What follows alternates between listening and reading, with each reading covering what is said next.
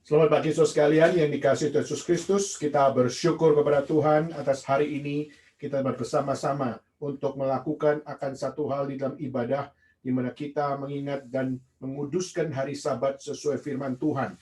Dan kita sangat bersyukur kepada Tuhan kalau melalui hari ini kita kembali untuk memulai akan satu eksposisi yang baru setelah kita di dalam waktu-waktu yang lampau kita membicarakan tentang eksposisi kitab Kolose, di mana kita membicarakan tentang the supremacy of Christ. Kita bicara tentang apa yang namanya keutamaan Kristus di dalam kehidupan orang percaya. Dan hari ini kita memulai akan satu eksposisi yang baru, yaitu kita akan berbicara tentang eksposisi kitab Esther. Surah kitab Esther adalah satu kitab yang sangat unik, karena di dalam kitab Esther kita melihat tidak ada satupun kata Tuhan di dalam kitab ini. Dan mungkin menjadi sebuah pertanyaan bagi banyak orang adalah, jika di dalam kitab tersebut tidak ada nama Tuhan disebut, masihkah kitab ini dikatakan sebagai firman Tuhan? Dan banyak sekali dari orang-orang mempertanyakan hal tersebut, sehingga akhirnya banyak dari mereka meragukan akan kitab ini adalah menjadi satu kitab yang kita percaya adalah firman Tuhan yang diberikan oleh Tuhan kepada kita. Maka melalui hari ini kita sama-sama akan memasuki di dalam satu pembahasan yang pertama dalam sesi khususnya membahas tentang eksposisi ini. Kiranya Tuhan memimpin, kiranya Tuhan yang berbelas kasihan kepada setiap kita, dan kiranya Tuhan yang dari awal sampai akhir menyatakan setiap apa yang menjadi pengertian yang sakral, pengertian yang suci dari setiap apa yang ada di dalam kitab ini, memberikan direction of life bagi kita. Mari kita semuanya, sebelum kita akan memulai akan eksposisi ini, mari kita memulainya dengan kita berdoa.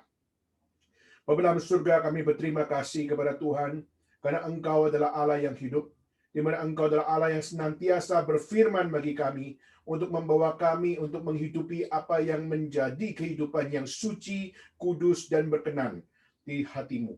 Mohon Tuhan memimpin kami melalui mimbar gereja pada hari ini. Kiranya Tuhan yang mengurapi hamba-Mu di dalam menyatakan kebenaran firman.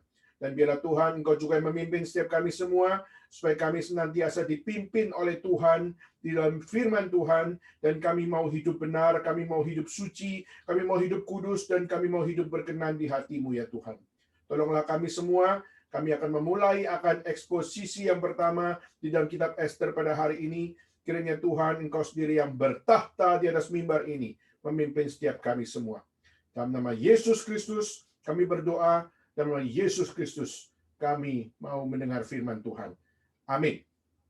Baik saudara sekalian, mari kita membuka satu bagian kitab suci. Kita membuka di dalam kitab Esther. Mari kita buka bersama-sama. Kita membuka Esther pasal yang pertama. Di dalam Esther pasal yang pertama, dan saya akan mengajak saudara sekalian membaca dari ayat pertama sampai ayat yang ke-22. Di dalam Esther pasal yang pertama, ayat pertama sampai ayat yang ke-22. Dan mari kita bersama-sama membacanya dari seluruh ayat yang ada di dalam pasal pertama ini, dan kiranya Tuhan memimpin kita untuk kita dapat menyelami setiap kebenaran firman Tuhan. Dan tentu saja kita percaya, kita baca firman Tuhan, tetapi bukan kita yang menemukan, tapi Tuhan yang menyatakan kepada setiap kita masing-masing. Dan mari kita membaca di dalam Esther pasal yang pertama, ayat pertama sampai ayat yang ke-22. Mari kita memulainya. 1, 2, 3. Pada zaman Ahasiveros, dialah Ahasiveros yang merajai 127 daerah, mulai dari India sampai ke Ethiopia. Pada zaman itu, ketika Raja Ahasiveros bersemayam di atas tahta kerajaannya di dalam benteng Susan, pada tahun yang ketiga dalam pemerintahannya, diadakanlah oleh Baginda perjamuan bagi semua pembesar dan pegawainya, tentara Persia dan Media, kaum bangsawan dan pembesar daerah, hadir di hadapan Baginda. Di samping itu Baginda memamerkan kekayaan kemuliaan kerajaannya dan keindahan kebesarannya yang bersemarak berhari-hari lamanya sampai 180 hari. Setelah genap hari-hari itu, maka raja mengadakan perjamuan lagi 7 hari lamanya bagi seluruh rakyatnya yang terdapat di dalam benteng Susan, daripada orang besar sampai kepada orang kecil, bertempat di pelataran yang ada di taman istana kerajaan. Di situ tirai-mirai daripada kain lenan mori halus dan kain ungu tua yang terikat dengan tali lenan halus dan ungu muda, bergantung pada tombol-tombol perak di tiang-tiang marmar putih. Sedang katil emas dan perak ditempatkan di atas lantai pualam, marmar putih, gewang, dan pelingam. Minuman dihidangkan dengan piala emas yang beraneka warna, dan anggurnya ialah anggur minuman raja yang berlimpah-limpah sebagaimana layak bagi raja.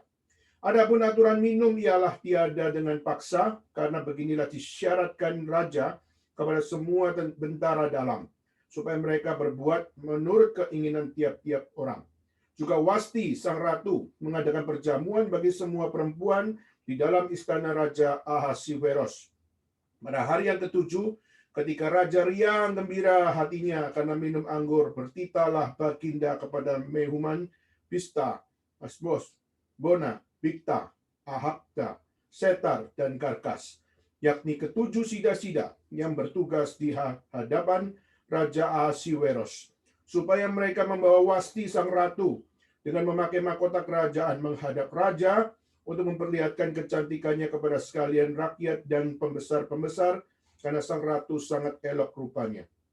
Tetapi Ratu Wasti menolak untuk menghadap menurut titah raja yang disampaikan oleh sida-sida itu, sehingga sangat geramlah raja dan berapi-api murkanya. Maka bertanyalah raja kepada orang-orang arif bijaksana, orang-orang yang mengetahui kebiasaan zaman, karena demikianlah biasanya masalah-masalah raja dikemukakan kepada para ahli undang-undang dan hukum. Adapun yang terdekat kepada Baginda ialah Karsena, Setar, Atmata, Tarsis, Meres, Marsena, dan Memukan, ketujuh pembesar Persia dan Media, yang boleh memandang wajah raja dan yang mempunyai kedudukan yang tinggi di dalam kerajaan. Tanya raja, apakah yang harus diperbuat oleh atas Ratu Wasti menurut undang-undang, karena tidak dilakukan titah Raja Ahasiweros yang disampaikan oleh sida-sida? Maka sembah Memukan di hadapan raja dan para pembesar itu, Wasti sang ratu bukan bersalah kepada raja saja, melainkan juga kepada semua pembesar dan segala bangsa yang di dalam segala daerah Raja Ahasiweros. Karena kelakuan sang ratu itu akan merata kepada semua perempuan, sehingga mereka tidak menghiraukan suaminya. Apabila diceritakan orang, Raja Ahasiweros menitahkan supaya Wasti sang ratu dibawa menghadap kepadanya, tetapi dia tidak mau datang. Pada hari ini juga istri para pembesar raja di Persia dan Media yang mendengar tentang kelakuan sang ratu akan berbicara tentang hal itu kepada suaminya, sehingga berlarut-larutlah penghinaan dan kekusaran. Jikalau baik pada pemandangan raja, hendaklah dikeluarkan suatu titah kerajaan dari hadapan Baginda dan dituliskan di dalam undang-undang Persia dan Media, sehingga tidak dapat dicabut kembali, bahwa Wasti dilarang menghadap Raja Ahasiweros, dan bahwa raja akan mengaruniakan kedudukannya sebagai ratu kepada orang lain yang lebih baik daripadanya. Bila keputusan yang diambil raja kedengaran di seluruh kerajaannya, alangkah besarnya kerajaan itu, maka semua perempuan akan memberi hormat kepada suami mereka, daripada orang besar sampai pada orang kecil. Usul itu dipandang baik oleh raja serta para pembesar. Jadi bertindaklah raja sesuai dengan usul Memukan itu. Dikirimkannya Baginda surat-surat ke segenap daerah kerajaan, tiap-tiap daerah menurut tulisannya, dan tiap-tiap bangsa menurut bahasanya. Bunyinya, setiap laki-laki harus menjadi kepala dalam rumah tangganya dan berbicara menurut bahasa bangsanya. Sekian pembacaan firman Tuhan pada hari ini. Saudara sekalian, sejarah mencatat bahwa kitab Ester adalah satu kitab yang di satu sisi di dalam iman kekristenan tidak memiliki akan satu kata Tuhan di dalam setiap pemaparannya. Tetapi juga di dalam sejarah mencatat bahwa kitab Ester adalah kitab yang pernah oleh satu bangsa tidak diperbolehkan untuk membacanya. Di mana waktu itu kita melihat bangsa orang Yahudi, mereka semua membaca setiap apa yang difirmankan oleh Tuhan melalui perjanjian lama. Tetapi pada saat mereka memiliki akan kitab perjanjian lama, mereka pernah satu kali tidak diizinkan untuk membaca kitab ini. Mengapa? Karena kitab Ester dianggap sebagai satu kitab yang berbahaya. Dan saudara, di dalam kitab yang dianggap kitab berbahaya ini, akhirnya orang-orang Yahudi, banyak dari mereka dibantai dengan begitu sadisnya. Dibantai dengan begitu akan parahnya. Sehingga kita melihat jutaan orang, khususnya orang-orang Yahudi, dibantai. Dan pada saat mereka dibantai, mereka tidak diperbolehkan membaca kitab ini. Maka saudara, hari ini saya akan memulai dengan sebuah introduksi di mana sejarah mencatat setidaknya 2 kali di dalam sejarah manusia Yahudi hendak dipunahkan dari muka bumi ini. Dan sejarah juga mencatat bahwa di dalam setiap apa yang menjadi sejarah Yahudi berusaha dipunahkan oleh bangsa-bangsa, tetapi kita melihat sejarah juga mencatat berkat Tuhan kepada mereka, orang-orang Yahudi yang ada di dalam dunia ini, masih eksis dan menunjukkan Tuhan tidak pernah meninggalkan mereka sampai pada hari ini. Maka saudara, yang pertama kita melihat peristiwa di dalam kitab yang tadi kita baca. Kalau saudara melihat, Alkitab mencatat di dalam satu masa di mana Raja Ahasiveros, di mana dia adalah Raja Persia. Di mana dia adalah Raja Persia, di mana dia adalah seorang raja yang melakukan akan satu hal, yaitu pernah untuk berusaha melakukan apa yang namanya genosida. Apa itu genosida, saudara? Genosida adalah pembunuhan atau pembantaian besar-besaran terhadap satu suku. Nah, saudara, di dalam bagian ini kita melihat Raja Ahasiveros, di mana dia adalah seorang raja yang dihasut oleh seorang bernama Haman. Nanti di dalam pembahasan di pasal kedua kita akan lebih banyak untuk melihat permulaan-permulaan dari ide genosida ini. Tetapi paling tidak kita melihat secara general bagaimana Raja Ahasiveros pernah dihasut oleh seorang bernama Haman, di mana Haman adalah seorang yang diberikan oleh Raja Ahasiveros akan satu posisi yang begitu tinggi. Dan karena posisi yang begitu tinggi itu, sehingga orang-orang disuruh untuk bersujud dan menghormati dia. Nah, saudara, dan genosida atau pembunuhan, pembantaian besar-besaran bisa terjadi, khususnya di zaman Raja Ahasiveros adalah, kita melihat seorang bernama Haman ini, dia punya dendam pribadi dengan seorang yang bernama Mordekai. Nah, saudara, di dalam kitab ini kita melihat bagaimana konteksnya adalah di Persia. Konteksnya adalah bukan di Yerusalem, bukan di dalam teritorial dari orang-orang Israel atau orang-orang Yahudi, tetapi ini berada dalam konteks di negara Persia. Di negara Persia kita melihat Raja Ahasiveros adalah orang Persia. Lalu kita melihat Haman adalah orang Agag, di mana di situ kita melihat dia bukanlah orang Yahudi. Nah, saudara, kita melihat Haman seorang yang punya pangkat begitu tinggi, tetapi dia punya dendam pribadi dengan seorang yang bernama Mordekai, di mana Mordekai adalah orang Yahudi. Di mana Haman disembah sujud dan bahkan dihormati oleh rakyat, tetapi Mordekai tidak mau untuk bersujud, dan Mordekai tidak mau untuk menghormati Haman. Dan karena tindakan inilah, akhirnya Haman dengan kedendaman yang kesumat itu, akhirnya menghasut Ahasiveros dan meminta kepada Ahasiveros untuk apa? Basmilah orang-orang Yahudi. Karena orang-orang Yahudi adalah orang-orang yang sangat memiliki akan satu arogansi, memiliki akan satu hal, mereka punya konsep Tuhan sendiri, maka mereka tidak mau ikut Tuhan orang lain, dan sebagainya. Dan itulah tindakan dari Haman menghasut Ahasiveros untuk membasmi orang-orang Yahudi, yang saat itu kita melihat orang, khususnya Raja Ahasiveros, Dia adalah raja bagi 127 daerah dari India sampai Ethiopia. Melihat akan hal ini menunjukkan betapa penuh kuasanya. Teritorialnya Raja Ahasveros begitu luasnya. Dan kita melihat orang Yahudi ada di 127 tempat tersebut. Menunjukkan juga orang Yahudi tersebar, bukan cuma berada di satu tempat, tetapi tersebar dari India sampai Ethiopia. Nah, saudara, kalau kita nanti lihat dalam Ester pasal ketiga, saudara akan menemukan pembantaian dilakukan kepada wakil-wakil rakyat, kepada para bupati-bupati, dan pembesar-pembesar yang berlatar belakang Yahudi.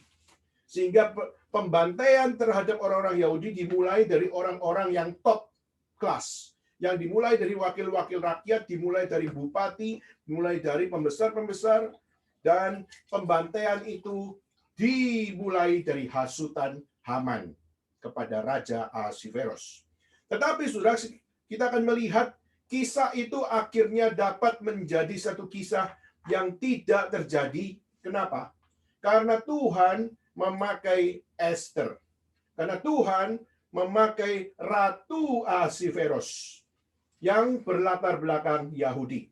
Sehingga pada saat kita melihat melalui akan siapa yang namanya Ester ini, maka siasat Haman terbongkar, maka akhirnya siasat Haman terbuka, dan singkat ceritanya akhirnya kita melihat Haman dihukum, digantung, dan Yahudi mengalami kebebasan di dalam sejarah mereka. Dan kita melihat disitulah pertolongan Tuhan datang kepada mereka. Nah, saudara, sejarah mencatat genosida ini dimulai pertama adalah di dalam kisah Raja Ahasveros, Raja Persia, waktu menjadi pemimpin bagi bangsa Yahudi. Kedua, kita melihat di dalam peristiwa Holocaust. Di dalam peristiwa Holocaust kita melihat genosida atau pembantaian kepada satu ras atau satu bangsa dilakukan oleh Nazi, yaitu adalah seorang bernama Adolf Hitler. Di mana Adolf Hitler dia menyatakan kebenciannya kepada orang-orang Yahudi. Kenapa, saudara? Karena di Jerman kita melihat orang-orang yang paling berpengaruh adalah orang-orang Yahudi. Orang-orang yang paling cendekiawan, orang-orang yang paling aktif di dalam politik, maupun juga yang paling aktif di dalam pendidikan, yang paling aktif di dalam seni, maupun yang paling aktif di dalam ekonomi, maupun di dalam setiap sosial budaya, semua didominasi oleh orang-orang Yahudi. Maka orang Yahudi di satu sisi adalah kelompok yang sangat-sangat memiliki keunikan, yaitu mereka punya kepintaran. Tapi satu sisi yang lain, orang-orang Yahudi juga dicap sebagai orang yang arogan, dicap sebagai orang-orang yang sangat-sangat memiliki akan satu hal di dalam diri mereka untuk memang dengan sengaja ingin mendominasi di dalam setiap bidang, di dalam kehidupan manusia. Sehingga akhirnya kita melihat ada satu sisi ada kelebihan, tapi satu sisi juga ada arogansi. Sehingga itulah kenapa kita melihat salah satunya adalah Hitler, di mana dia melihat bahwa Jerman tidak boleh didominasi oleh orang-orang Yahudi. Maka itulah kenapa Hitler akhirnya melakukan invasion, melakukan akan satu invasi untuk supaya menangkap akan orang-orang Yahudi yang ada di seluruh Jerman, dan dengan harapan di seluruh Eropa, dan mungkin jika itu berhasil maka di seluruh dunia, maka orang Yahudi harus dipunahkan. Dan sudah tercatat di dalam apa yang dilakukan oleh siapa yang namanya Hitler, menemukan bahwa 6 juta orang telah berhasil dibantai di dalam genosida tersebut. 6 juta orang yang dibantai, tercatat 1 juta anak kecil. Perhatikan, saudara. Anak kecil kenapa harus dibantai? Karena anak kecil adalah regenerasi dari orang-orang Yahudi. Maka di sini Hitler sangat peduli dengan detail. Maka orang Yahudi harus dipunahkan dari yang memiliki kehidupan sekarang, bahkan untuk masa depan harus semua dipunahkan. Sehingga semua dominasi-dominasi mereka menjadi dominasi yang dapat dipatahkan, sehingga yang lain, negara lain, dan ras lain dapat mengambil tempat. di Jerman khususnya. Maka 1 juta anak kecil dipunahkan. Saudara perhatikan, 1 juta anak kecil dipunahkan. Dan kedua, 2 juta wanita dipunahkan. Dan ketiga, yaitu 3 juta laki-laki dipunahkan. Maka 3 tambah 2 tambah 1, maka total adalah 6 juta pembantaian yang menjadi korban. Dan di sini saudara, apa yang mereka lakukan begitu kejamnya kepada orang-orang Yahudi ini. Mereka pakai metode yang mereka namakan adalah Nuremberg, di mana metode Nuremberg adalah membuat mereka kerja rodi sampai mati, sampai berpenyakitan, sampai kurus kering, sampai tinggal tulang. Mereka terus untuk apa? Untuk siksa mereka, untuk bekerja sampai akhirnya nafas mereka habis. Saudara, inilah kerja sampai mati, penyiksaan sampai mati, dan tidak dikasih makan, tidak dikasih apa-apa. Mereka disuruh bekerja, dan kalaupun mereka kasih, semua sudah dicampur dengan air, dengan lumpur, lalu daging yang sudah basi, semua itu diberikan di dalam satu hal untuk menjadi konsumsi mereka. Dan saudara, kecuali orang-orang Yahudi yang masih mau untuk menjadi orang yang disetir oleh mereka, maka mereka baru bisa makan akan makanan yang bisa membuat mereka hidup. Tetapi yang lain, mereka memang dipersiapkan untuk kerja sampai mati, sampai tulang belulang, sampai nafas mereka berhenti. Kedua adalah mereka ditembak secara massal, di mana mereka disuruh untuk berlari-lari dalam keadaan telanjang, dan setelah itu tembak dengan satu senapan mesin, akhirnya menembaki mereka dan mati. Dan setelah mati, mereka dibuang di satu jurang, sehingga satu jurang yang begitu dalam pun bisa jadi penuh karena mayat-mayat mereka. Ketiga, yaitu adalah bagi mereka yang sangat-sangat memiliki akan satu hasrat untuk berburu. Maka mereka bukan lagi berburu binatang. Mereka bukan lagi berburu rusa atau berburu kelinci, tapi mereka berburu orang-orang Yahudi. Maka orang Yahudi sengaja dilepaskan untuk masuk ke dalam hutan, dan akhirnya mereka, khususnya tentara-tentara Hitler, mereka berburu dan menembaki akan tentara itu membunuh akan orang-orang Yahudi. Dan juga kita melihat kejahatan yang dilakukan oleh rezim dari Hitler adalah mereka memasukkan orang-orang Yahudi di dalam kamar gas beracun. Di dalam kamp konsentrasi tersebut, mereka memasukkan orang Yahudi ke dalam kamar gas beracun dan mematikan mereka. Nah, saudara, mungkin saudara tidak merasakan bayangannya, saudara tidak merasakan apa yang dialaminya, dan saudara bisa untuk coba untuk memahami kondisi tersebut melalui film-film yang sudah beredar. Saudara, kita melihat paling tidak ada 3 film yang sudah beredar khususnya membicarakan tentang kondisi kamp konsentrasi yang terjadi di rezim dari Hitler, yaitu adalah di tahun 93 ada satu karya yang berjudul Schindler's. Lalu di tahun 97 kita melihat ada satu karya yang berjudul Life is Beautiful. Dan ketiga ada tahun 2002 ada satu karya yang juga muncul, yaitu judulnya adalah The Pianist, yaitu seorang piano man. Nah, sudah 3 film tersebut paling tidak, masih banyak film-film yang lain, tapi bagi saya secara pribadi 3 film itu adalah satu film yang sangat menggambarkan apa yang terjadi di zaman Hitler. Nah, saudara, disinilah kita melihat kejahatan Hitler untuk mempunahkan bangsa Yahudi. Nah, kenapa Hitler melakukan semuanya itu? Karena dia tidak bisa melihat bangsa Yahudi berhasil di dalam segala bidang. Dan kedua, Hitler sangat benci Tuhan. Maka dia pun menolak akan kepercayaan bagi orang-orang yang percaya pada Tuhan. Nah, mungkin sudah bertanya, kenapa justru di zaman Hitler, orang beragama bukan cuma orang Yahudi. Kita melihat di zaman Hitler, orang Kristen juga banyak. Dan bahkan kita melihat gereja-gereja berdiri di zaman Hitler. Tapi kenapa Hitler tidak melakukan invasion terhadap orang-orang khususnya Kristen, tetapi justru melakukan invasion kepada orang-orang Yahudi. Saudara, karena orang-orang yang menjadi Kristen, khususnya di Jerman, mereka adalah orang Jerman.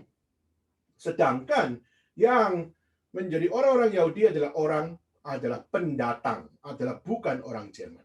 Nah, saudara, maka kita melihat Hitler akhirnya melakukan akan satu pembantaian 6 juta orang. Semua itu dilakukan karena apa? Mereka menjadi satu biang kerok dari runtuhnya ekonomi dari Jerman. Saudara, maka di situ juga Hitler melarang orang-orang Yahudi membaca kitab sucinya.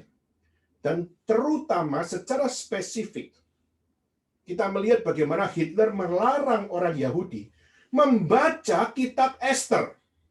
Jadi kitab Esther ini dianggap kitab yang berbahaya.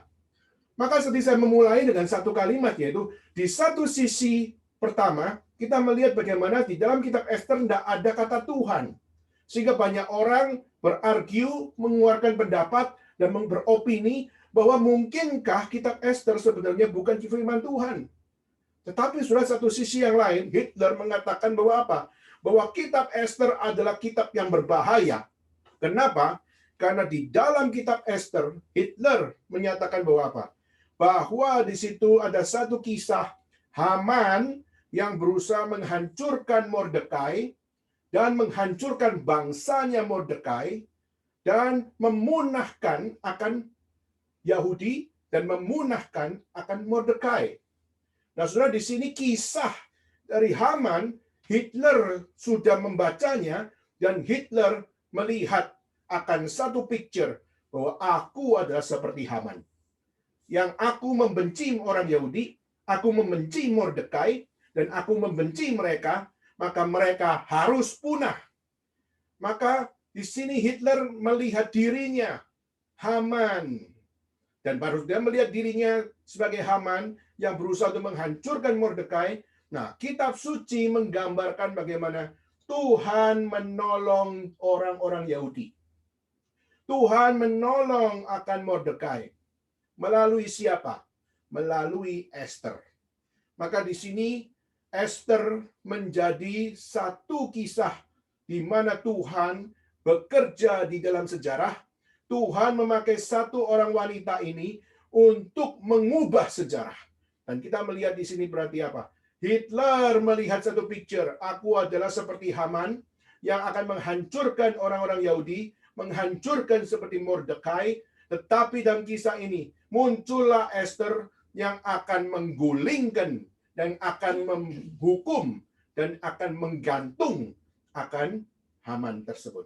Maka bagi Hitler ini tidak boleh terjadi. Maka tidak boleh ada kegagalan. Maka Yahudi harus ditumpas. Maka aku bukan seperti Haman, tapi aku akan berhasil dan menumpaskan akan orang-orang Yahudi. Maka itulah kenapa Hitler tahu bahwa kisah ini kalau dibaca, maka bangsa ini masih berpengharapan. Bangsa ini masih punya pengharapan akan hadirnya Esther. Maka di sini kitab ini tidak boleh dibaca. Dan pada saat kitab ini tidak boleh dibaca, maka dia berharap bahwa kemenangan dan juga pengharapan akan terjadi di dalam dirinya di saat mereka ditumpas atau orang Yahudi sudah ditumpas. Tapi saudara, singkat cerita kita melihat Hitler akhirnya kalah. Hitler meskipun sudah berhasil menumpas 6 juta orang, tetapi akhirnya kita melihat Hitler gagal, Hitler kalah, dan Hitler akhirnya melarikan diri dan menyembunyikan diri di satu basement, dan akhirnya pada saat dia mau ditangkap, maka akhirnya kita melihat di dalam sejarah tercatat bagaimana Hitler menjadi orang yang tak berpengharapan, dan dia mengambil pistol dan dia membunuh dirinya, dan akhirnya dia mati. Nah, saudara, inilah yang menjadi sebuah introduksi. Di satu sisi yang lain, kitab Esther tidak ada nama Tuhan tercatat di situ. Tapi kita melihat bahwa di dalam kitab Esther, Tuhan menyatakan pekerjaannya. Tuhan menyatakan akan karyanya. Dan Tuhan menyatakan kepeduliannya. Dan itulah yang diterima oleh orang-orang Yahudi bahwa apa? Truly, God with us. Sungguh-sungguh, Tuhan bersama-sama dengan kami. Maka sudah melalui kitab Esther, kita mau belajar untuk melihat, khususnya pada hari ini, seakan-akan mereka menderita, seakan-akan mereka berusaha dipunahkan, dan seakan-akan Tuhan diam.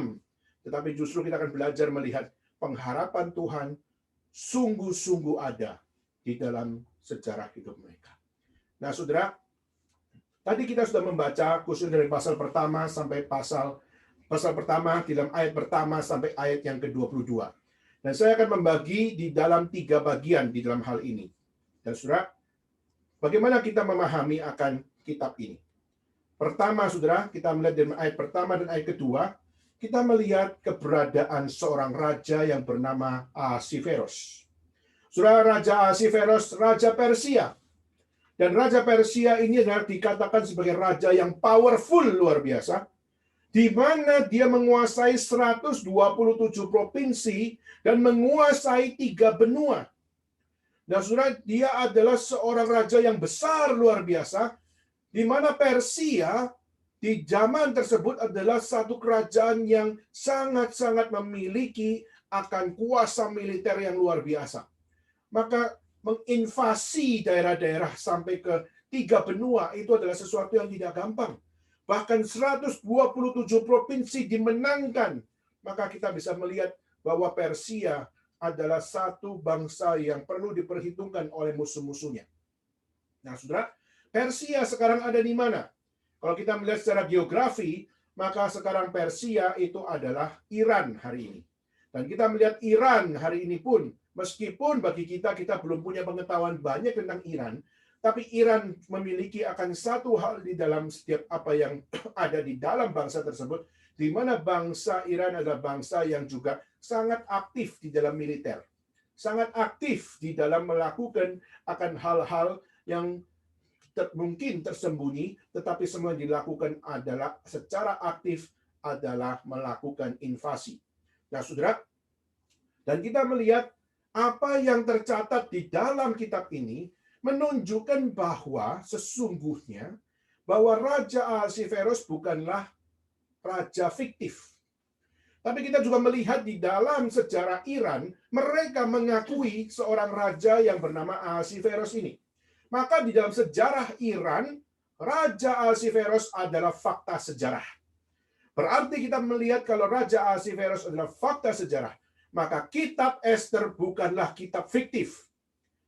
Maka kita percaya bahwa kitab Esther adalah kitab sejarah dan menunjukkan fakta yang sejati yang memaparkan bahwa Esther bukanlah ratu yang dibuat-buat oleh orang-orang Yahudi, tetapi di dalam sejarah Persia, di dalam sejarah Iran, kita melihat Tuhan memakai seorang Yahudi untuk mengubah sejarah dan membawa akan satu kehidupan bagi bangsa Yahudi untuk apa? Melihat Tuhan bekerja di dalam sejarah Persia, di dalam sejarah Iran. Maka Raja Ahasveros bukan raja fiktif, dia sungguh-sungguh ada di dalam sejarah, dan kita percaya Esther juga adalah bukanlah figur yang fiktif, tapi dia juga ada di dalam sejarah. Dan Tuhan memakai Esther di dalam kehidupannya sebagai orang-orang yang ditindas tetapi dapat membawa perubahan. Nah, saudara, Raja Ahasveros, kenapa dia bisa menguasai akan orang-orang Yahudi? Kenapa Raja Ahasveros bisa untuk menguasai daerah-daerah yang adalah milik dari orang-orang Yahudi?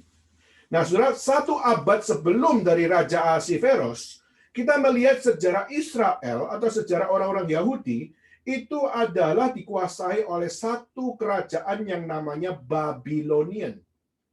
Maka sebelum kita melihat Persia mengambil alih khususnya dari akan kehidupan orang-orang Yahudi, sebelumnya adalah 1 abad sebelumnya Babilonia yang menawan orang-orang Yahudi. Dan di situ ada satu janji Tuhan yang tercatat dalam kitab suci, yaitu apa? Tuhan berjanji kepada bangsa Yahudi bahwa apa? 70 tahun akan berakhir. Menunjukkan bahwa apa? Bahwa Babylonian akan menguasai akan bangsa Yahudi selama 70 tahun. Dan setelah 70 tahun, engkau akan bebas dari Babilonia. Nah, saudara, maka setelah 70 tahun terjadi, maka akhirnya kita melihat Babylonian dihancurkan oleh Persia. Akhirnya Persia menguasai dan juga memukul kalah, dan kita melihat Persia mengambil alih juga orang-orang Yahudi. Nah, tetapi saudara, kalau mungkin kita berpikir, maka Persia sebenarnya cuma orang yang melakukan invasi dan akhirnya menguasai bangsa Israel, maka tetap bangsa Israel adalah budak, orang Yahudi tetap adalah budak. Tapi saudara, kita melihat justru kita melihat Persia tidak melakukan itu. Justru di dalam kerajaan Persia, kita melihat pembesar-pembesar yang diangkat adalah orang Yahudi. Bupati-bupati yang diangkat adalah orang-orang Yahudi. Dan orang-orang yang sampai bisa menjadi ratu juga adalah orang Yahudi. Berarti kita ini menunjukkan kepada kita bahwa kerajaan Persia bukan seperti Babylonian. Tapi justru kerajaan Persia adalah kerajaan yang masih mengangkat akan setiap mereka orang-orang Yahudi untuk dapat menghargai dirinya sebagai orang Yahudi. Jadi ada satu budaya yang berbeda sekali, saudara. Dan kerajaan Persia, maafkan, kenapa kerajaan Persia bisa menjadi kerajaan yang seperti itu? Kita percaya semua ini adalah karena Tuhan yang intervensi. Kita percaya Tuhan yang sengaja mengirim kerajaan Persia dan mengirim Persia untuk memperlakukan Babylonian sebagai musuh yang harus dihancurkan karena sudah menguasai 70 tahun. Dan justru kita melihat Tuhan mengirim akan Persia untuk membangun kembali khususnya apa yang ada pada orang-orang Yahudi. Maka di zaman pemerintahan Persia, orang Yahudi dapat pulang ke Yerusalem. Dan kita melihat karena di zaman Persia, kita melihat bagaimana orang-orang Yahudi dapat pulang dan membangun bait suci. Nah, saudara, kita melihat pembacaan kita ini, settingnya adalah ada di Persia. Jadi waktu kita membaca bagian ini, Ahasveros ada di Persia, nanti kita juga melihat Esther juga ada di Persia, Mordekai ada di Persia. Nah, pertanyaannya, bukankah orang-orang Yahudi sudah diperbolehkan kembali ke Yerusalem? Kalau sudah diperbolehkan kembali ke Yerusalem,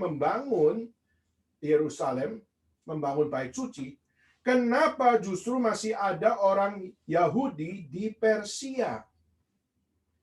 Sudah dicatat di mana orang-orang Yahudi tinggal 50 tahun di Persia.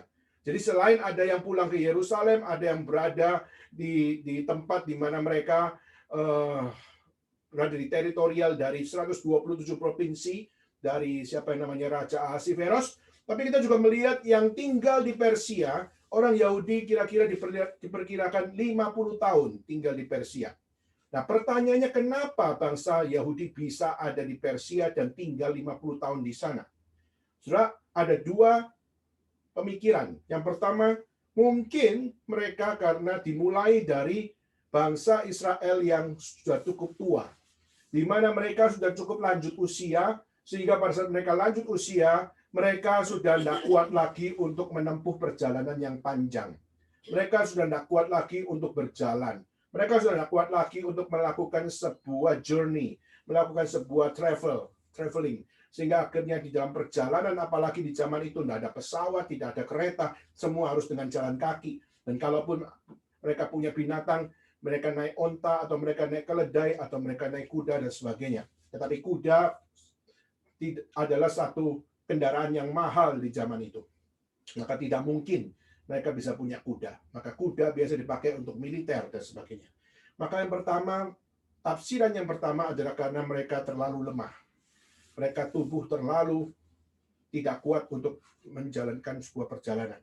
Tapi kedua juga ada satu penafsiran yang syirik mengatakan bahwa apa? Mereka adalah pengkhianat. Mereka adalah orang-orang yang nggak peduli dengan janji Tuhan. Mereka tidak percaya tentang apa yang menjadi satu hal Tuhan akan menyertai untuk mereka bisa punya akan satu bait suci yang baru dan sebagainya. Maka mereka tidak peduli janji Tuhan. Nah, ini penafsiran yang kita tolak, saudara, karena mereka adalah orang-orang yang sangat hidup di dalam covenant Tuhan. Mereka adalah orang yang sangat diajak untuk bagaimana concern, mempusatkan hidupnya adalah pada janji Tuhan.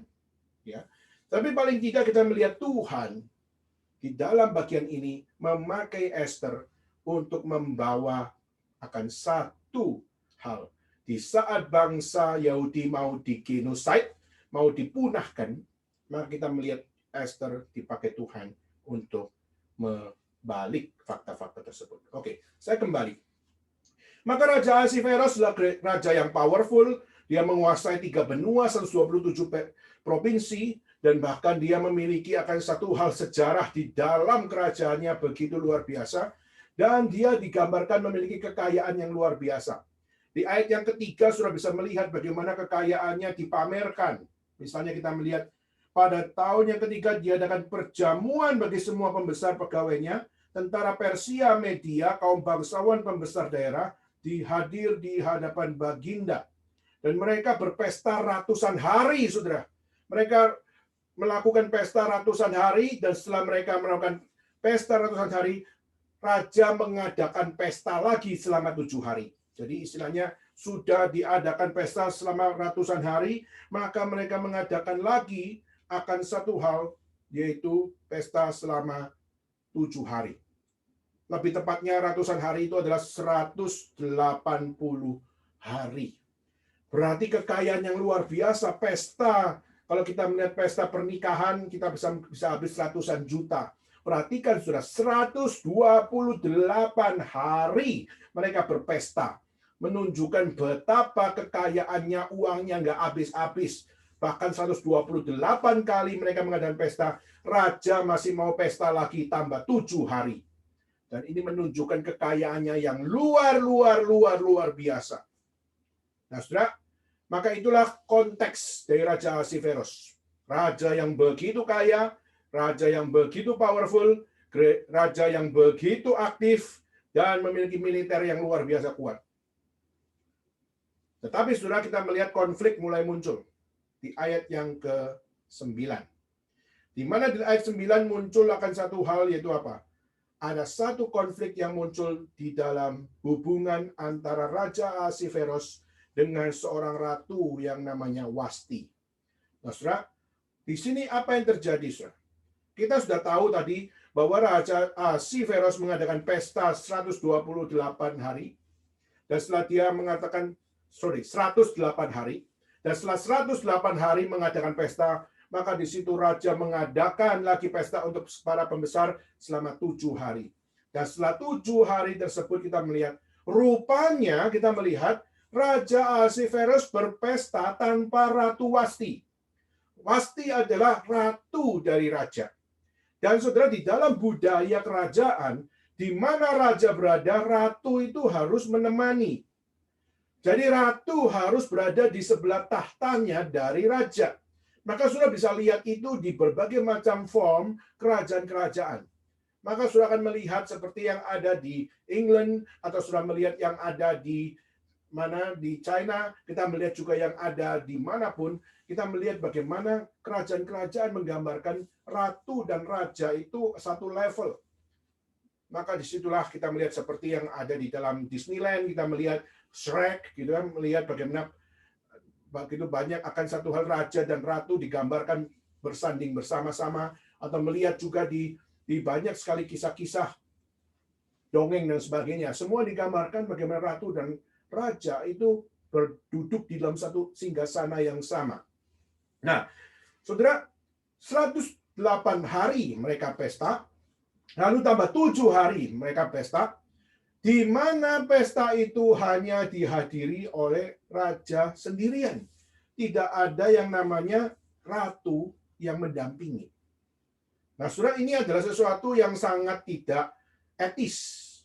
Kenapa?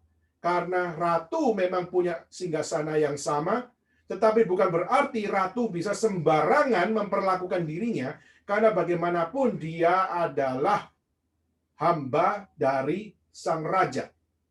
Jadi ini adalah satu hal yang harus dipegang khususnya di dalam konsep tahta kerajaan. Maka ratu tidak boleh ambil satu kuasa lebih besar daripada raja. Nah, tetapi kita lihat di ayat 9, Ratu Wasti justru mereka mengadakan perjamuan bagi semua perempuan dalam istana Raja Ahasiweros. Jadi di satu sisi kita melihat Raja Ahasiweros mengadakan pesta, maka kita melihat Ratu Wasti juga mengadakan pesta. Wah, bisa dibayangkan, berarti kekayaan dari kerajaan Persia itu berapa banyak. Raja bisa adakan pesta sendiri, ratu bisa adakan pesta sendiri. Nah, rupanya ratu mengadakan perjamuan bagi semua perempuan di dalam istana Raja Ahasiweros.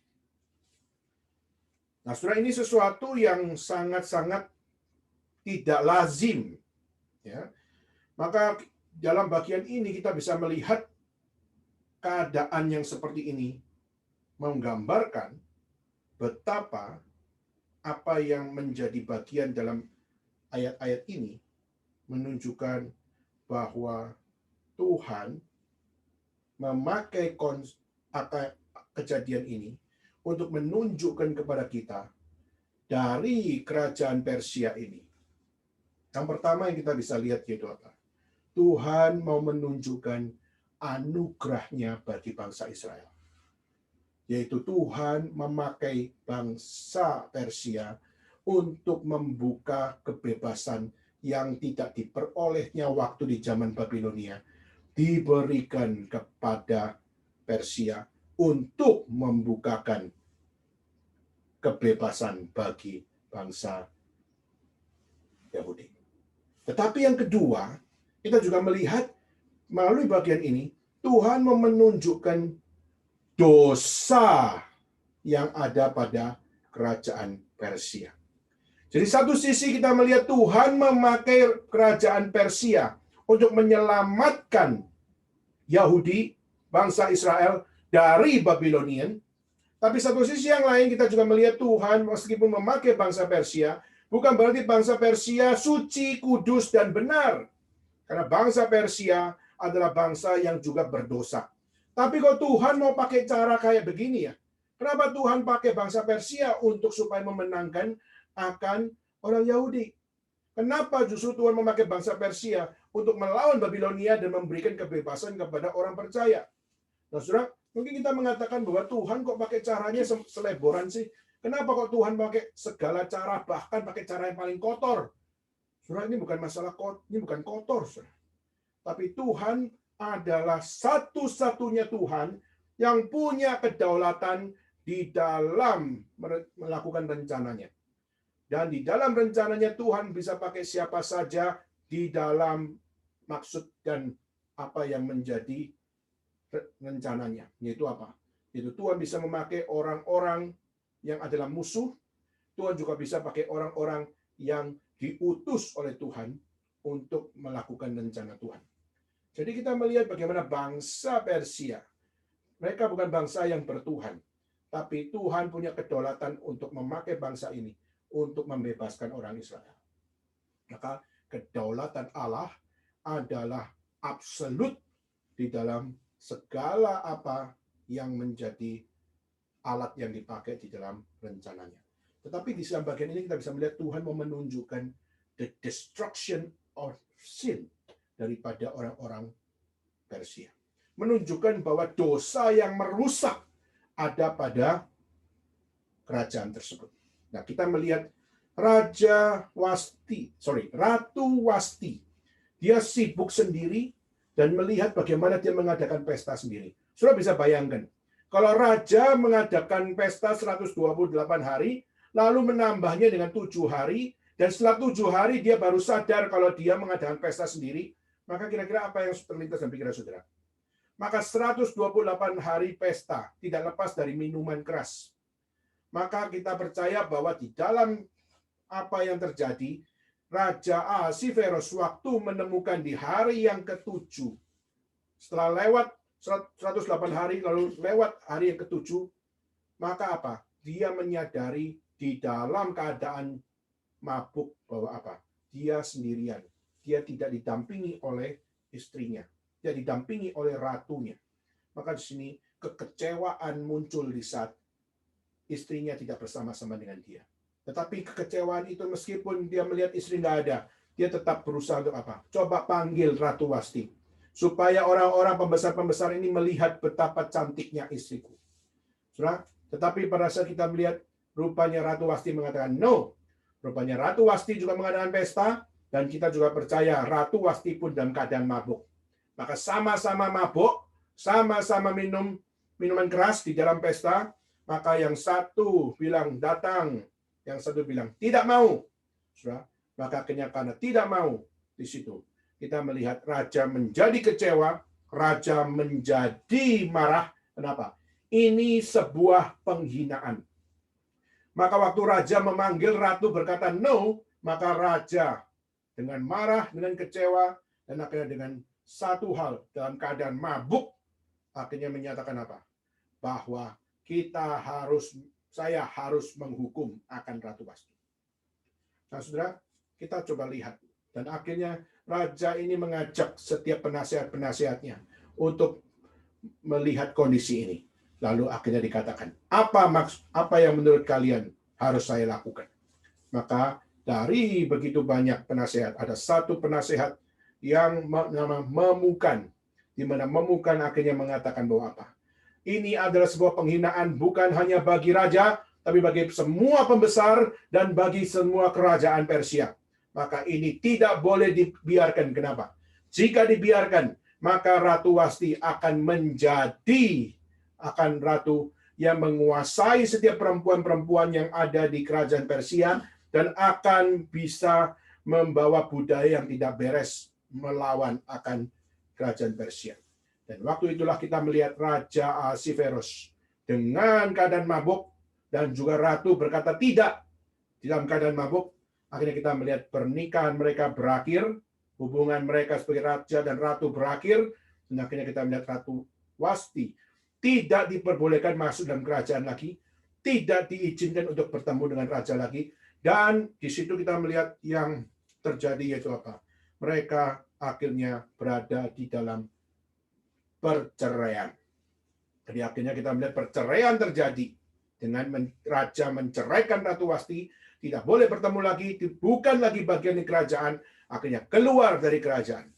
Nah, saudara, di sini kita melihat dosa memakai akan satu hal, di mana melalui pesta, melalui akan pesta pora, melalui alkohol, melalui apa yang menjadi hal, mereka tidak lagi bisa melihat Tuhan, tapi mereka melihat dirinya, lalu melihat kesanggupan dirinya, maka mereka bisa melakukan apa saja.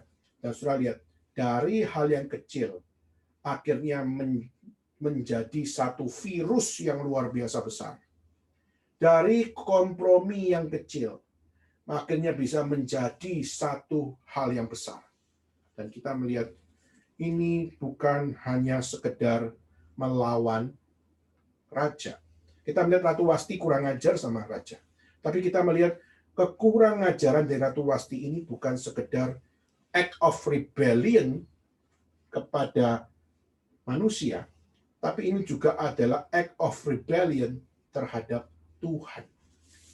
Saudara, maka di awal pesta begitu bahagia, tetapi setelah pesta akhirnya kita melihat satu sama yang lain berada dalam kemabukan, satu sama lain di dalam rusaknya hubungan, dan akhirnya perceraian muncul. Hari ini kalau kita mau jujur melihat kenapa perceraian bisa terjadi, perceraian terjadi karena salah satu atau dua-dua mereka berada di dalam konsep yang tidak benar di dalam Tuhan.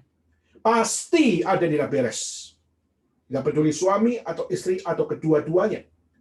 Maka saudara, yang terjadi di sini adalah justru kita melihat sebelum pesta mereka fine-fine aja, tapi setelah pesta, setelah mereka berdosa dengan apa yang menjadi keliaran di dalam budaya mereka, khususnya dalam budaya Persia, maka mereka adalah orang-orang yang melakukan dosa, akhirnya dari kompromi terhadap dosa yang hal yang kecil, akhirnya mereka bisa menjadi orang yang merusak segala sesuatu. Hanya dari pesta saja, hanya dari mungkin minuman keras saja, mereka memulainya dengan happy, tapi akhirnya mereka merusak hubungan suami istri mereka. Mereka merusak hubungan antara orang Persia dengan orang Yahudi. Dan akhirnya kita melihat banyak hal-hal yang bisa dirusak dari permulaan dosa. Jadi saudara, mari kita lihat manusia sebenarnya membutuhkan apa. Manusia bukan membutuhkan apa yang namanya satu kebebasan saja. Israel bukan membutuhkan kebebasan saja. Bangsa Persia pun tidak sebenarnya butuh akan apa yang namanya kekayaan, pesta pora, dan juga dosa saja. Tapi mereka harus butuh satu hal, yaitu mereka harus membutuhkan pertobatan. Mereka memiliki segala sesuatunya, kekayaan mereka sudah punya, prestasi mereka sudah punya, tetapi mereka tidak punya pertobatan. Ini sebenarnya menjadi satu cermin bagi saudara dan saya. Hari ini kita menjadi orang yang mengejar studi, kita menjadi orang yang bekerja, kita menjadi orang yang melakukan segala sesuatu untuk supaya memperoleh prestasi. Kita melakukan semuanya itu. Tetapi pertanyaannya, apakah mahasiswa yang studi, mereka punya pertobatan di hadapan Tuhan? Yang bekerja, apakah punya pertobatan di hadapan Tuhan? Dan yang melakukan dan mengejar prestasi, apakah mereka punya pertobatan di hadapan Tuhan? Jika mereka melakukan semuanya tapi tidak ada pertobatan, maka semakin mereka studi, mereka akan dipakai setan di dalam setiap pekerjaan yang akan mereka dapatkan kelak, dan mereka akan memakai studi-studi itu bukan untuk memuliakan Tuhan, tapi untuk melawan Tuhan. Bekerja bukan lagi untuk bagaimana menghidupi apa yang Tuhan anugerahkan, tapi mereka merampas anugerah itu dan mengatakan itu bukan engkau yang memberi, kami yang berjuang, dan kami tidak butuh Tuhan lagi. Maka di situ kita melihat pemberontak, semangat pemberontakan justru dimulai juga dari orang-orang yang memulai pekerjaan. Dan bahkan yang mengejar prestasi, menyatakan bahwa apa? Saya berhasil, bukan anugerah Tuhan, saya berhasil adalah karena keringat saya yang tercucur, darah yang tercucur, karena kehebatan yang saya dapat peroleh. Semua itu adalah karena aku, bukan karena Tuhan.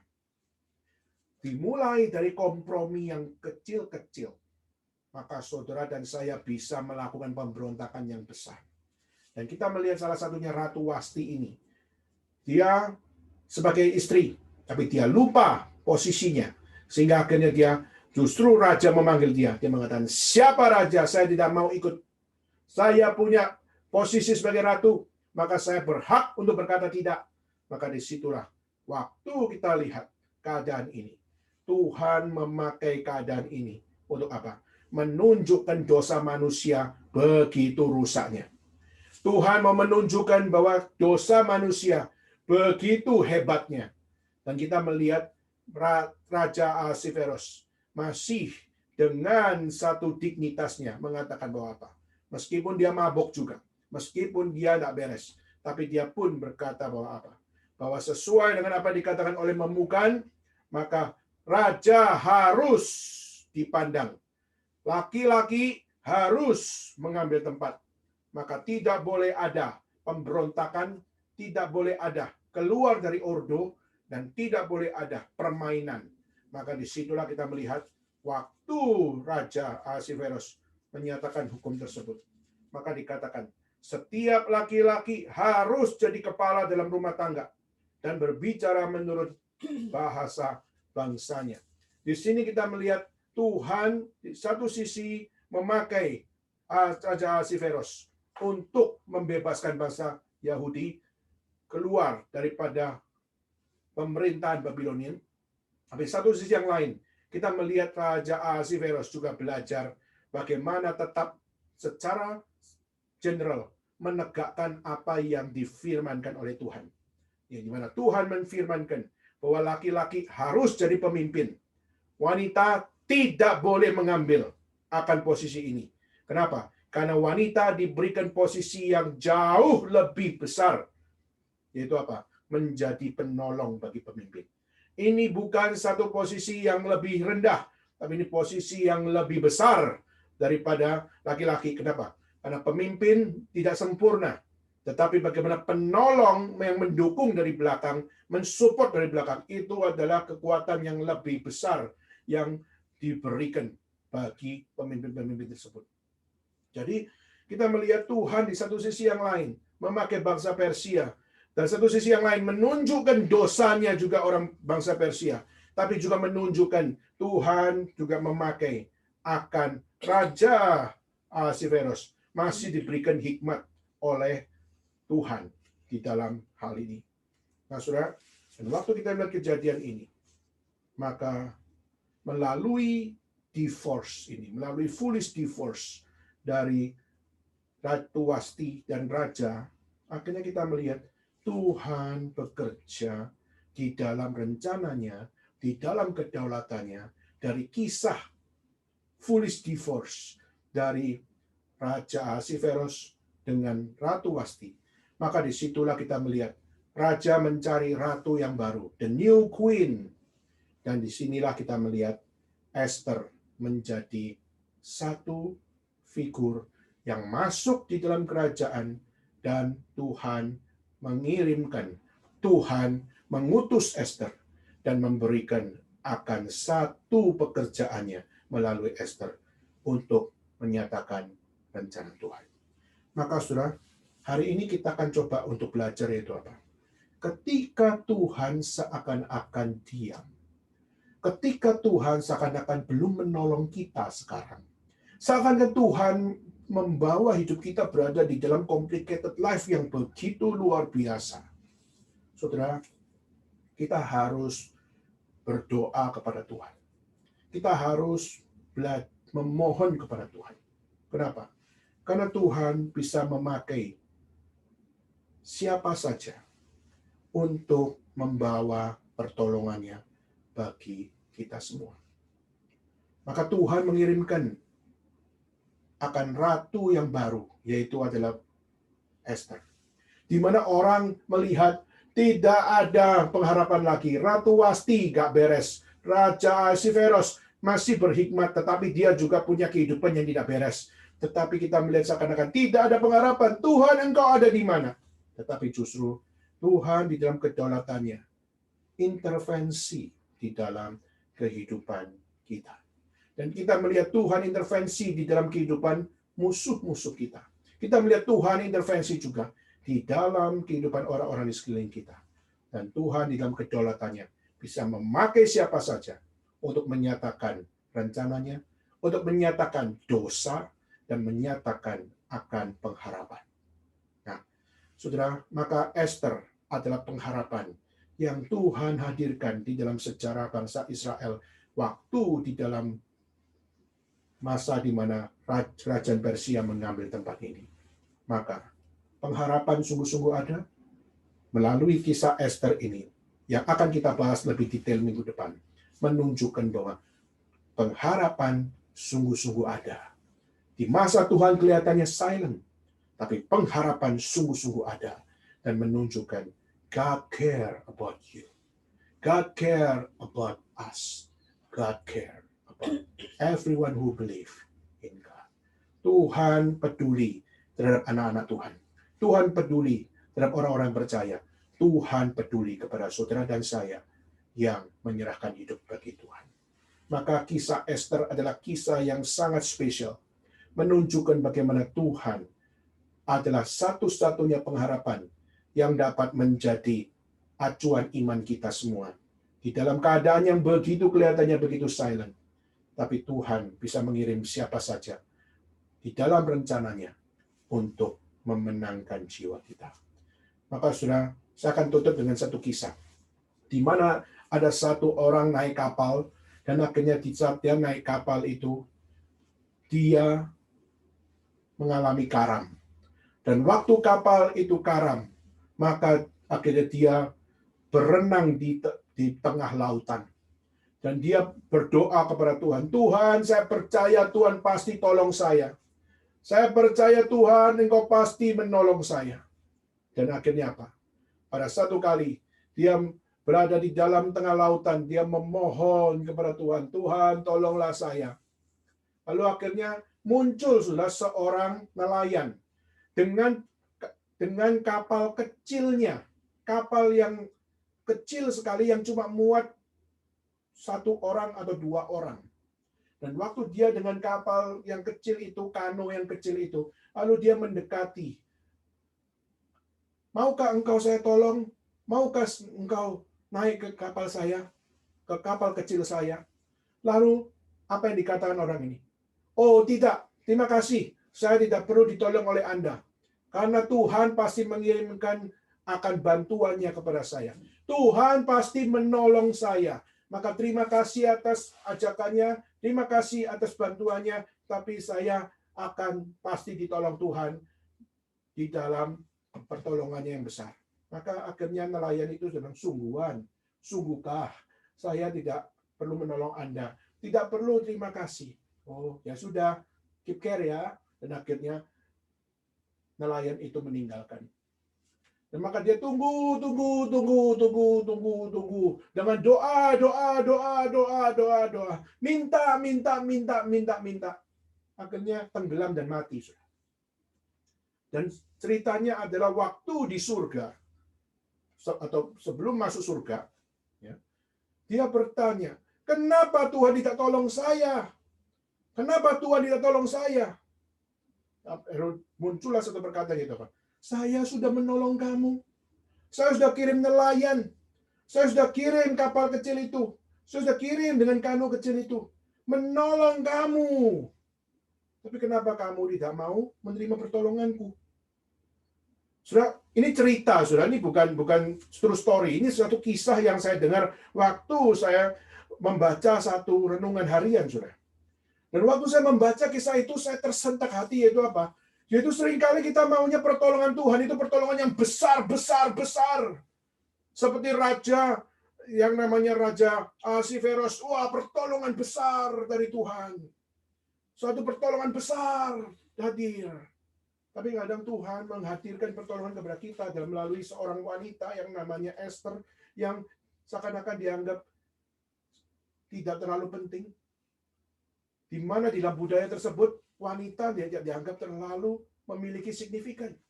Kita melihat di dalam kitab suci pun kita melihat laki-laki jauh lebih mendominasi ceritanya dibandingkan dengan cerita wanita.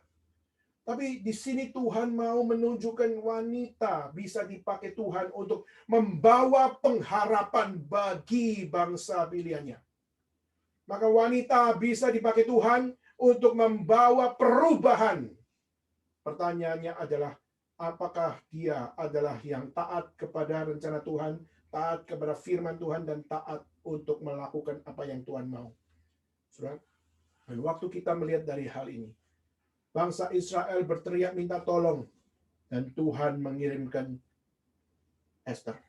Dan mungkin waktu mereka mendengar Esther, perempuan dari Yahudi, menjadi akan savior bagi kami orang-orang Yahudi yang ada di Persia. Sudah saya percaya di zaman itu mereka semua tidak menganggap Esther begitu signifikan. Menjadi ratu pun mereka masih melihat raja lebih besar daripada ratu. Tapi kita akan melihat bagaimana apa melalui kisah Esther ini. Kisah Esther menunjukkan Tuhan menyatakan pekerjaannya. Tuhan menyatakan pertolongannya. Tuhan menyatakan pengharapannya. Sehingga pertolongannya mungkin dianggap biasa saja. Tapi melalui kisah Esther ini menunjukkan bahwa Tuhan memakai siapa saja dalam hal ini. Memakai Persia, memakai Raja Ahasveros, memakai Mordekai, tapi juga memakai Esther menjadi center untuk mengajak kita melihat seperti Kristus, Mesias yang datang dalam dunia, tidak dianggap oleh dunia, tidak diterima oleh dunia, dianggap sepele oleh dunia, tapi dia rela datang dalam dunia dan bahkan rela mati, rela menerima caci maki, rela menerima penolakan, bahkan dihukum dan bahkan disiksa, bahkan diperlakukan dengan begitu kejamnya. Tetapi dia di atas kayu salib menyatakan, ampunilah mereka, karena mereka tidak tahu apa yang mereka berbuat. Saudara, pekerjaan Tuhan tidak mungkin dapat digagalkan oleh siapapun, meskipun kelihatannya gagal. Tapi Tuhan menyatakan di dalam rencananya untuk memaparkan pengharapan di dalam Tuhan sungguh-sungguh ada. Dan penggenapan atas semua pengharapan itu nyata di dalam Kristus, satu-satunya Tuhan dan Juru Selamat yang datang dalam dunia, mati menebus dosa saudara dan saya, dan bangkit dari kematian menyatakan kemenangan. Dan dia naik ke surga dan akan datang kembali menyatakan pengharapan bagi saudara dan saya di dalam kemenangan. Maka kitab Ester menyatakan bahwa pengharapan Allah sungguh-sungguh ada. Jika di dalam perjanjian lama, Ester adalah pengharapan bagi bangsa Israel. Tapi kita melihat di dalam perjanjian baru, Yesus Kristus adalah pengharapan sempurna yang akan memberikan pengharapan bagi setiap orang percaya. Pertanyaannya, maukah kita sama-sama mau dibawa di dalam pengharapan yang benar? Untuk kita mengalami pengharapan yang benar, ada harga yang harus dibayar. Tetapi bagaimana kita dapat belajar harga yang harus dibayar di dalam kehidupan orang-orang percaya? Kita akan melanjutkan pembahasan ini minggu depan di dalam pembahasan ketika konspirasi ilahi hadir di dalam hidup manusia. Kiranya Tuhan memberkati kita semua, dan biarlah melalui pembahasan pada hari ini mengingatkan kepada kita pengharapan itu sungguh-sungguh real di dalam hidup kita. Pertanyaan, maukah kita di dalam ketaatan yang sungguh kita hidup di dalam pengharapannya? Tuhan memberkati kita semua. Mari kita bangkit berdiri dan mari kita bersama-sama berdoa. Bapa dalam surga, kami berterima kasih kepada Tuhan karena Engkau adalah Allah yang senantiasa menyatakan pengharapannya bagi kami. Ampunilah kami jika kami seringkali meremehkan pekerjaan Tuhan, seringkali kami meremehkan apa yang Tuhan kerjakan di dalam sejarah. Seakan kami mengatakan, Tuhan, Engkau sudah tidak peduli lagi dengan kami. Begitu banyak invasi yang terjadi, begitu banyak akan pembantaian-pembantaian yang terjadi, begitu banyak sejarah yang mencatat kehancuran orang-orang percaya, begitu banyak akan kisah-kisah yang begitu membuat kami dapat berduka cita. Tapi Tuhan, justru kami bersyukur kepada Tuhan karena Engkau sungguh-sungguh hadir dalam sejarah dan menyatakan kemenangan. Dan Engkaulah yang menyatakan bahwa pengharapan Allah adalah pengharapan yang sungguh-sungguh hadir di dalam kehidupan orang-orang yang berkenan kepada Tuhan. Terima kasih ya Tuhan atas hari ini, atas permulaan dari eksposisi kitab Ester yang kami dapat dengar di hadapan Tuhan. Kami mohon bila Tuhan yang terus memberkati kami, memberikan kekuatan bagi kami untuk menjalani hidup kami di dalam pengharapan-Mu dengan taat dan sungguh-sungguh di hadapan Tuhan. Terima kasih Tuhan, inilah doa seru kami serahkan semuanya di dalam nama Yesus Kristus. Kami bersama-sama berdoa dan kami bersama-sama bersyukur kepada Tuhan. Amin.